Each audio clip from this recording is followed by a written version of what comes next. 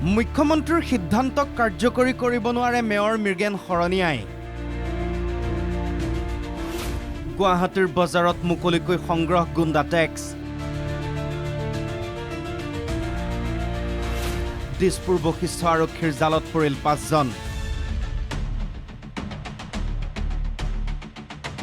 কিছুদিন পূৰ্বে অসম চৰকাৰৰ কেবিনেটত গ্ৰহণ কৰা হৈছিল এটা গুৰুত্বপূৰ্ণ সিদ্ধান্ত। কোনো বজাৰতে পাণ তামোল নাইবা শাক পাচলিৰ ব্যৱসায়ীৰ পৰা মহলদাৰে সংগ্ৰহ কৰিব নোৱাৰিব ধন। গুৱাহাটীৰ বজাৰসমূহৰ বাবেও মহলদাৰে ব্যৱসায়ীৰ পৰা সংগ্ৰহ কৰিবলগীয়া ধনৰ নিৰিখ ঠিক কৰি দিয়া হৈছিল।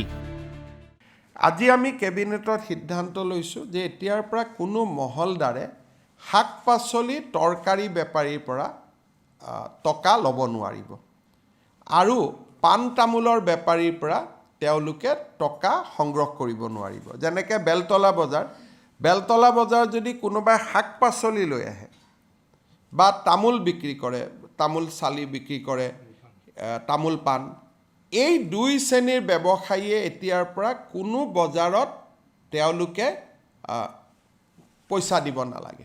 10 জানুৱাৰীত মুখ্যমন্ত্ৰীয়ে সেই ঘোষণা কৰিছিল, কিন্তু হাতে কামে সেয়া হৈ নুঠিল। ফেব্ৰুৱাৰী মাহত বেলতলা বজাৰত NKTVৰ সাংবাদিকে চলাইছিল অভিযান। সেই অভিযানত পোহৰলৈ আহিছিল সেই অনিয়ম চলি থকাৰ কথা। কিমানকৈ পইচা ল'লে? 800। কিমান? 800। আচ্ছা, কিমান চব্জি আনিছে? আনিছে 12-13 পেকেট। নামানে তো, নাহলে উঠাই দিয়ে না, তো নাইবি। কিমানমান বেপাৰী আছে ইয়াত ডেইলি? কিমান টোটেল? ইয়াতে বহুত বেপাৰী আছে। আজি 800 টকা লৈছে। মই মাল 10,000 টকাৰ মাল আনিছিলোঁ। 800 টকা বিক্ৰী, 800 টকা খাজনা লৈছে। মাৰিলে মানে তেতিয়া জাগা একজনক আৰু জাগা দিব লাগে। মই এইখিনি কথা আৰু একজন বহুৱাব খুজি থাকোঁতে তেওঁলোকে। তাৰপিছত আৰু মই কওঁতে আৰু মোক মানে একাউণ্ট কৰি মাৰিছে আৰু। দাদাই ছাৰ এনেকুৱা এটা মানে আৰু এই নিদিলে আৰু মানে ওপৰত মানে মাৰিবই খোজে তাৰমানে এনেহেন আৰু। মাছৰ বেপাৰীৰ পৰা 1500 টকা, মাংস বেপাৰীৰ পৰা 700ৰ পৰা 1000 টকা, শাক পাচলিৰ ব্যৱসায়ীৰ পৰা 200, 500, 1000 টকালৈ। প্ৰতিখন দোকানৰ পৰা 70ৰ পৰা 800, 1000, 1500 টকালৈ সংগ্ৰহ। ধন নিদিলে এটা চক্ৰই উঠাই দিয়ে দোকান। NKTVৰ কেমেৰাত বন্দী হৈছিল মহলদাৰৰ নাম লৈ একাংশই ধন সংগ্ৰহ কৰাৰ দৃশ্য।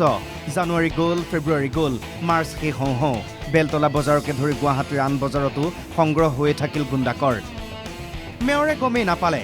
অৱশেষত বৃহস্পতিবাৰে অভিযান চলিল দিছপুৰ আৰু বশিষ্ঠ আৰক্ষীৰ। দীৰ্ঘদিন ধৰি মহলদাৰে নীতিৰ বহিৰ্ভূতভাৱে GMCৰ নিৰ্ধাৰিত কৰতকৈ অধিক কৰ সংগ্ৰহ কৰি আছিল।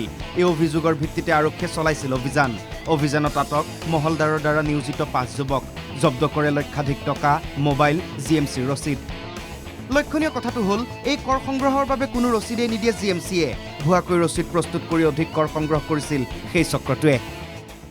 ৰেট ল'ব লাগে, সেইটো নলয়, তাৰ ভয় ভাবুকি দি দাবী ধমকি দি বেছিকৈ লয়। আৰু আজি আমি যিটো শেষ হৈছে, আমি তদন্ত আৰম্ভ কৰিছোঁ আৰু এক্সপাৰ্ট যিটো লয় আমি সেইটো কৰিম। ইনভেষ্টিগেশ্যন চলি আছে, আমি আমাৰ এটা কমপ্লেইন আছে। আমি এতিয়া ইনফৰমেশ্যন পাইছিলোঁ যে ইয়াতে মানে যিটো নিৰ্ধাৰিত মানে হ'ব লাগে তাতকৈ কৰটো তাতকৈ বেছি লয়। তো সেই হিচাপে আমি পালোঁ 5জন মানুহ পালোঁ। 5জন মানুহ আপোনালোকৰ নাম ডিটেইলছ আমি দি দিম। আৰু টকা পাইছোঁ, কিছুমান ৰিচিপ্ট পাইছোঁ, যিবিলাক আমি মানে অলপ আণ্ডাৰ প্ৰচেছত আছে। আৰক্ষীয়ে আটক কৰিলে চন্দন বৰ্মন, বিৰাজ দাস, তপন ডেকা, নয়নজ্যোতি দাস আৰু অনিশ মেছক। এই অভিযানৰ পাছতে প্ৰতিক্ৰিয়া মেয়ৰ মৃগেন শৰণীয়াৰ। এই দুষ্ট চক্ৰৰ বিৰুদ্ধে ব্যৱস্থা গ্ৰহণ কৰা হ'ব। আমি সকলো বজাৰত আমি লেচিক দিওঁ, লেচিয়ে তোলে আৰু এইটো আমি টেণ্ডাৰ কৰি দিওঁ আৰু তেওঁলোকৰ পৰা আমি আগতীয়া পইচা আমি লৈ ল'ম। এতিয়া যোন লেচিয়ে তেনেধৰণৰ অপকাৰ্য কৰিছে, বেয়া কাম কৰিছে, তেওঁলোকৰ লেচিৰ ওপৰত আমি গুৱাহাটী পৌৰ নিগমৰ আইনমতে তেওঁলোকৰ বিহিত ব্যৱস্থা আমি গ্ৰহণ কৰিম। বছৰ বছৰ ধৰি এনেকৈ চলি আছে। আনটো বাদেই মুখ্যমন্ত্ৰীৰ নিৰ্দেশনাৰ পাছতো এনেকৈ চলি আছে বেলতলা আৰু আন বজাৰ। আৰক্ষীয়ে অভিযান চলাইছে, কিন্তু এই অভিযানে এই গুণ্ডা টেক্সৰ ওৰ পেলাবলৈ সক্ষম হ'বনে, সেয়া সময়তহে লক্ষণীয় হ'ব। বশিষ্ঠৰ পৰা দেৱজিৎ কলিতাৰ সৈতে সুকল্যাণ ৰাজখোৱাৰ ৰিপৰ্ট, NKTV+।